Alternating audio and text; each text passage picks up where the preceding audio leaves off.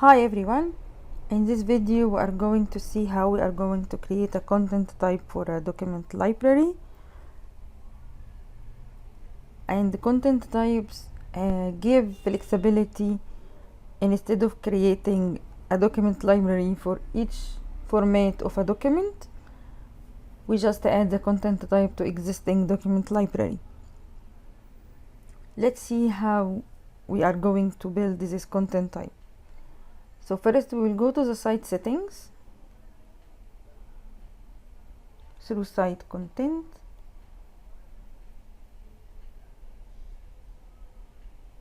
and then we'll go to site settings. Under the web designer gallery you will see a site content types. We'll go to this one and we'll click on new. All of this is the built-in content type, and for each content type you will see the parent. The parent is a built-in content type, has some set of properties, and when you inherit these properties it gives you like 50% of the work done, because you already inherited some column with some properties which form the metadata for the item. So let's create our content type. I will name it contract type. So basically I'm planning to use this for contract, and there will be a template for the contract. So let's see, I can put a nice one, use it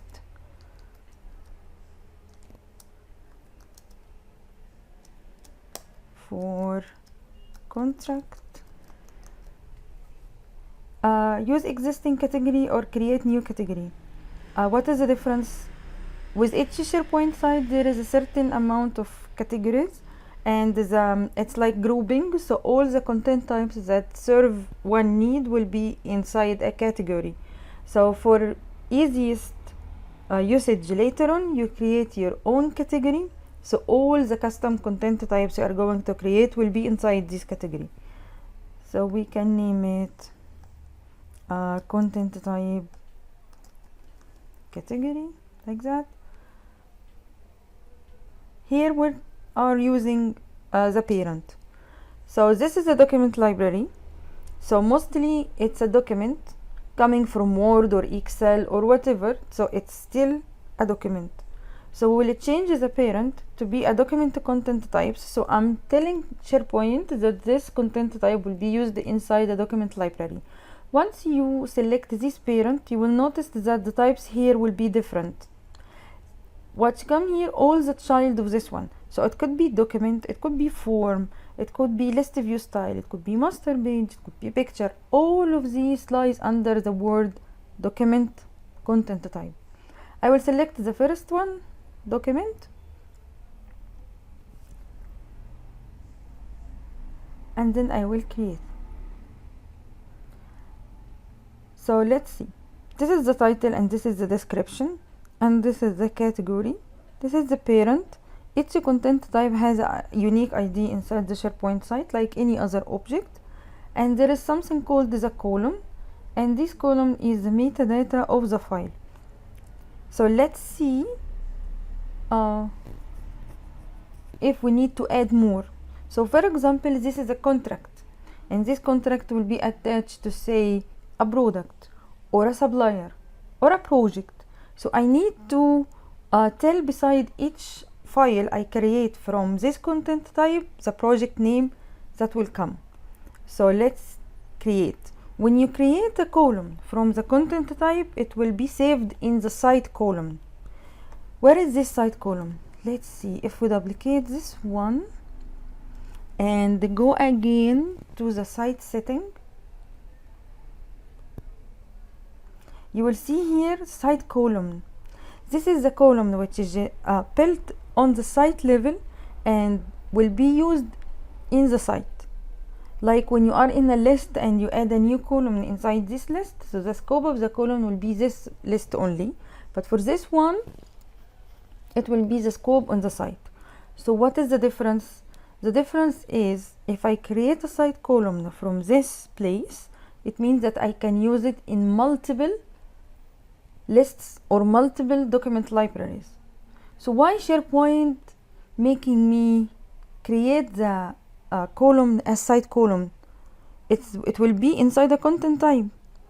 And yes, that's brilliant, because SharePoint will put an assumption that this content type, it's reusable and it can be used in different document libraries or different lists according to the parent.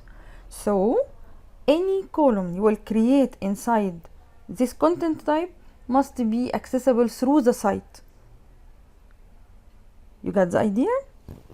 So let's create a column. We'll put name, and again he will ask you about the category. So if you check here, you will find basic column, content feedback column, core contract calendar. So each type of this column is organized inside the categories, and each category represents the need or the purpose of this column. So again, you can create your own or use existing. So let's name this one contract project.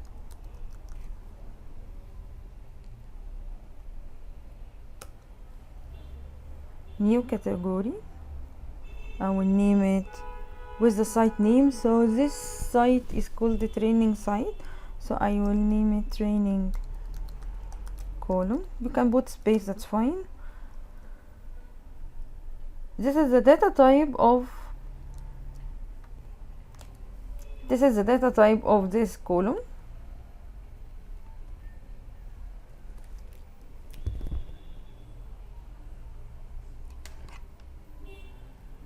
You can use any data type like choice, high calculated field, the currency, lookup field.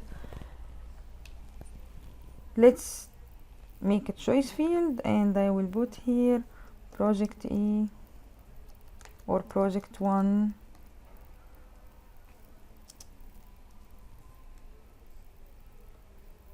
And here project 2.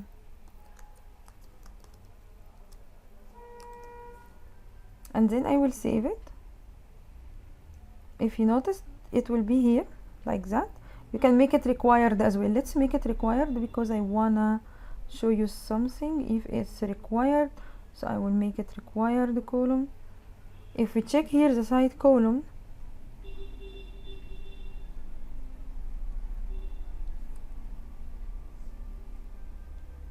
I should see my category at the end of this one. Yes, it's here, training column, and it's contract project, it's a choice field, and it belongs to the training site. So you can use it in any other content type or any other document library. So the question is, I want to use my format of the document, not any other format. So if we go to advanced settings, you will find here the way to change your template, because if I say document, it will be the regular document, it's a blank. So supposedly if I have a document with the logo of the company and some certain copyright in the footer, and I use this one, so I will click upload the new document template. I'm already prepared one. This is one. So if you open it, so the logo is here of the company, and I put some page number in the footer. So it's very simple, but I need to use this one. So I will click open. So he will upload doc1 as the template for this one, and the permission for the template read or edit. So to allow the people entering the information inside the document, we'll keep it edit, and I will upload. This is very good one. You need to keep focus for this. Update sites and lists. This means if you are using this content type in multiple document libraries, once you save the make the change by saving this template, all of them will be updated automatically. So I will click save, and now we need to know how we are going to use this document content type. Now let's go to our site, and I will go to the site content. Let's go to the document library from here. Until now we have this Word, Excel, PowerPoint, and this is the normal document library. So let's change the setting for this one by going to the document library setting.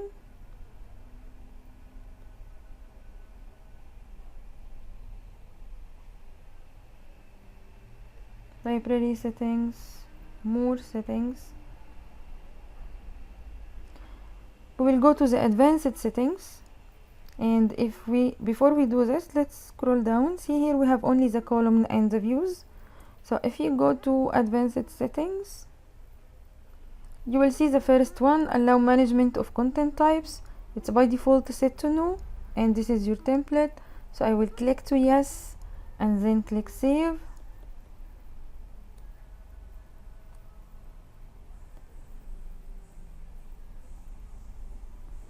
Now you will see this newly added one. It wasn't here before, and you have an option here, add from existing site content types. If I click on this one, so now you can select your group. This is the group we created together, and this is our content type, the contract one, and I click OK. Now let's go and check the new button. Now I have my contract is here, and when I click on open, so it's the same design. See, you will have here the logo, and if we go down, you will see the page number already there. So let's do this. Hello from my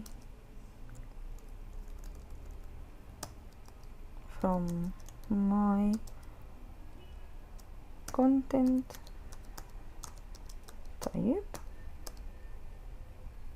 and you can rename the folder to be CT, for example 101. Okay, and now it's saved with our format. We didn't enter the project yet, but if you noticed here, there is this icon missing metadata, and if you hover it, it will say that the file required more information. Why? Because we said the project is required. And here also fix the file issues. Now if you click on that, you will see here contract is missing.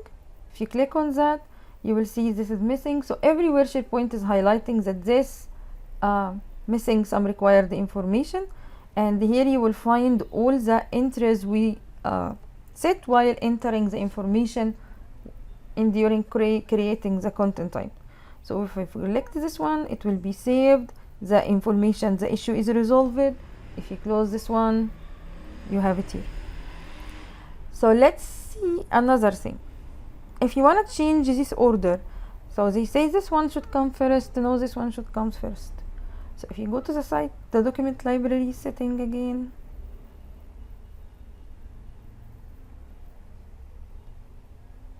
more settings. If you noticed, we have here the change in new order button. If we go like that, so you will see document comes number 1, position 1, and the contract comes position 2, and this is the visibility. So you can even unvisible the document 1 and keep your custom 1, or you can change. So I will make my custom 1 in the first position like that. So let's check now how the new button looks like. If you click, you will have your one first and then the second one. One more flexibility here is to create view from the content type, or depending on the content type. So let's assume that I need to see all of the files in this content type in a separate view.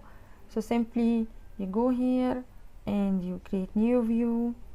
We'll name it contract and click create. Then we will go to edit this view,